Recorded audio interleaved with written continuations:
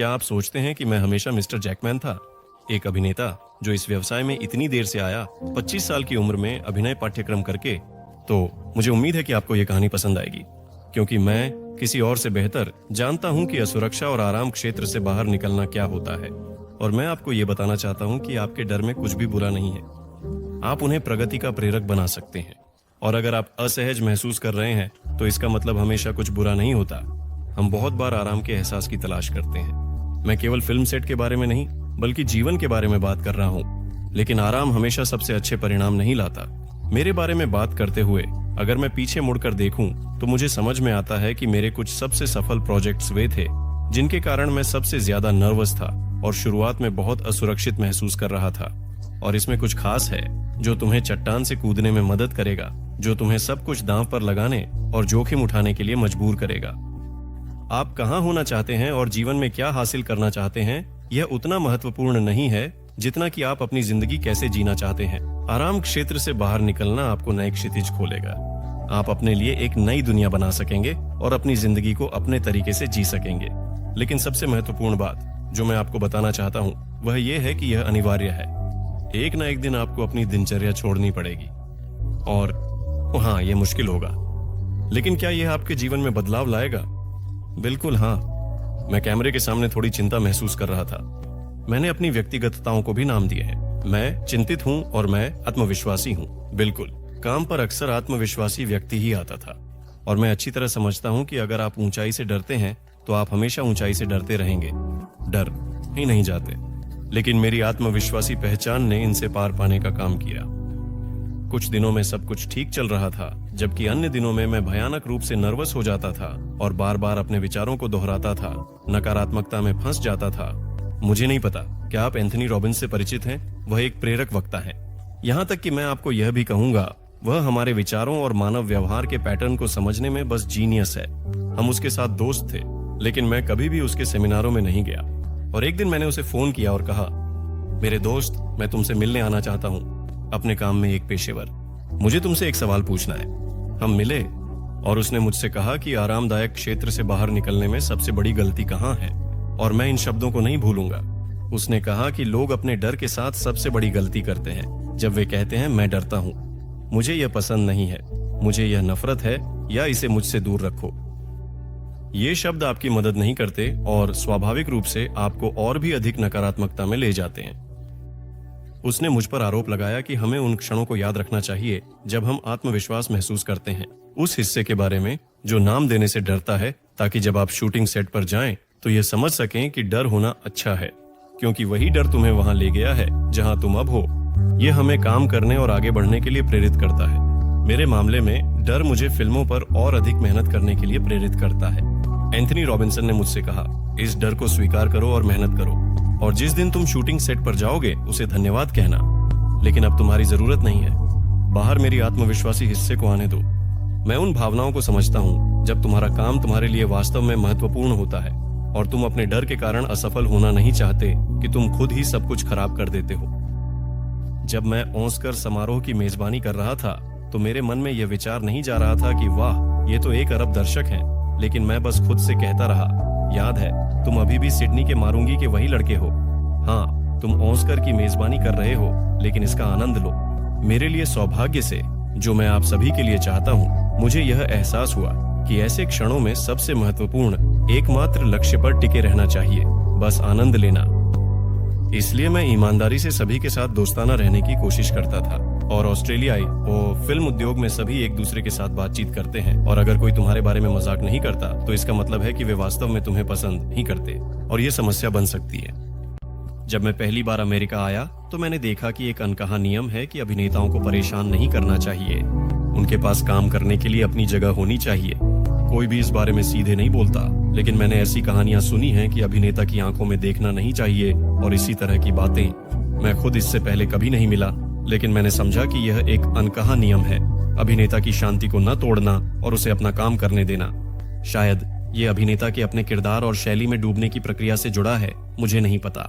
लेकिन मैं हमेशा इस दूरी को तोड़ने की कोशिश करता रहा, क्योंकि मुझे ऐसी स्थिति में असहज महसूस होता है।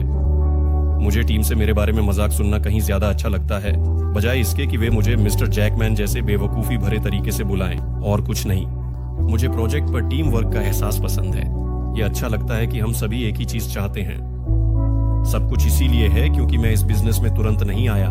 मेरी पहली नौकरी 26 साल की उम्र में थी और मैं इस इंडस्ट्री में पहले से ही एक पूरी तरह से विकसित व्यक्ति के रूप में आया, और इसलिए अब मैं हमेशा महसूस करता हूं कि मुझे विकसित होने की प्रक्रिया की जरूरत है, क्योंकि मैं पूरी तरह से यकीन रखता हूं कि अगर वो बहुत सारे लोग नहीं होते जो मेरी मदद करते, तो मैं इस मंच पर इस अद्भुत सम्मान के साथ खड़ा नहीं होता।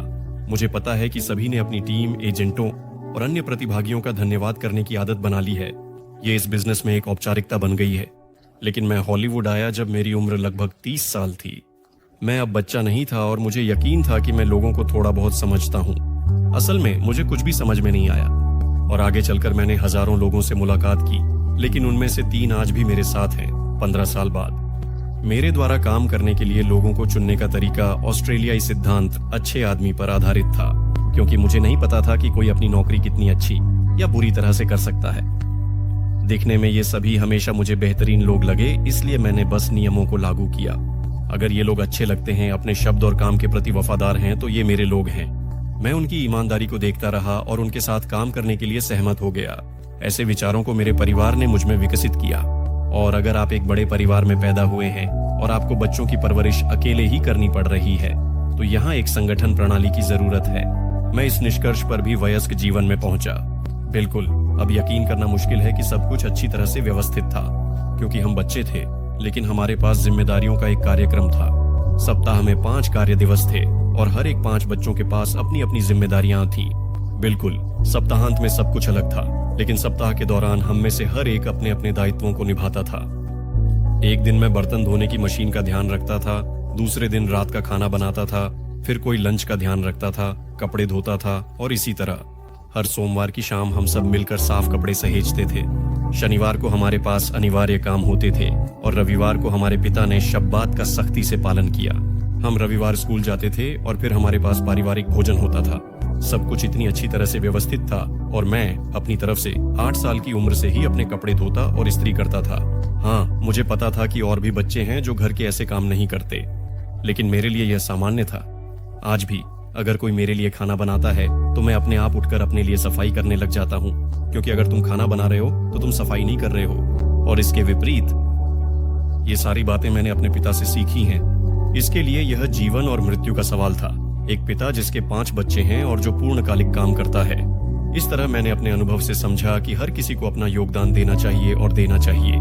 सोचते हुए कि मैंने अभिनय करना शुरू किया ताकि खुद को समझ सकूं, क्योंकि मैंने कभी यह नहीं सोचा था कि मुझे अभिनेता बनना है, और मैं स्लुचाइनो एक अभिनय पाठ्यक्रम में चला गया। मुझे याद है, मैंने सोचा था कि यह हर इंसान को एक बार जरूर आजमाना चाहिए। ये जैसे एक नई सांस है। हर बार खुद को छोड़ना सीखना, आनंद लेना, अपने अंतर्ज्ञान पर भरोसा करना, और ये नहीं सोचना कि दूसरे क्या सोचेंगे। ये कौशल जीवन के लिए उपयोगी हैं। और जब मैंने इसे आजमाया तो मैंने सोचा कि यहीं पर सब कुछ खत्म हो जाएगा। जानते हैं, मेरे लिए ये कुछ ऐसा था जैसे आत्मविकास का एक कोर्स।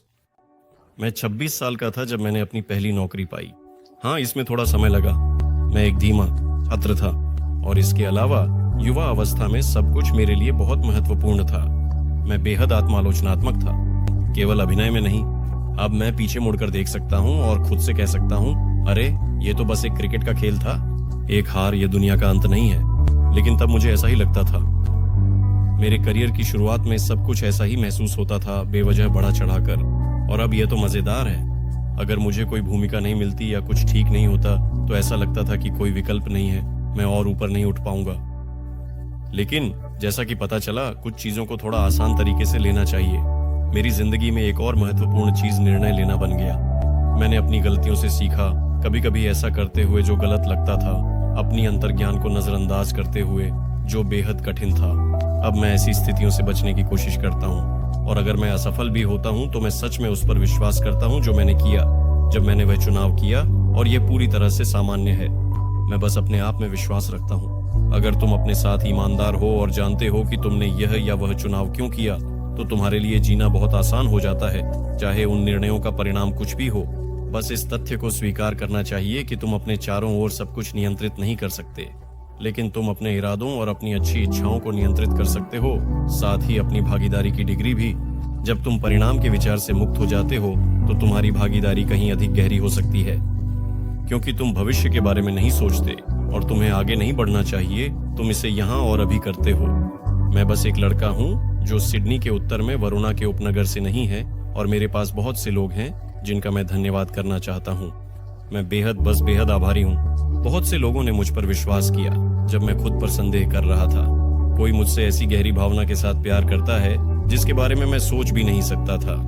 मुझे नहीं लगा कि मैं इसके लायक हूँ, लेकिन मैंने अपने अंदर वो चीजें खोज लीं जो कई लोगों ने मुझ में पहले ही देखी थी। इससे मैं आपको सलाह दूंगा कि आप उन लोगों को मुस्कुराते हुए जवाब दें जो आपको मुस्कुराते हैं, भले ही वे आपके पास गा रहे हों। डरो मत और खुद को व्यक्त करने में संकोच मत करो। आपका कंफर्ट जोन कहीं नहीं जाएगा और आप हमेशा उसमें वापस लौट सकते हैं। लेकिन मैं दिल से आपको सलाह देता हूं कि आप उस अनुभव को जिए जो आपको उसे छोड़ने पर मजबूर करेगा। और जान लो कि कम से कम एक व्यक्ति पहले से ही तुम पर विश्वास करता है और तुम्हारी सभी भावनाओं को समझता है। मैं आपसे प्यार करता हूँ। आपका धन्यवाद कि आप मेरे साथ हैं।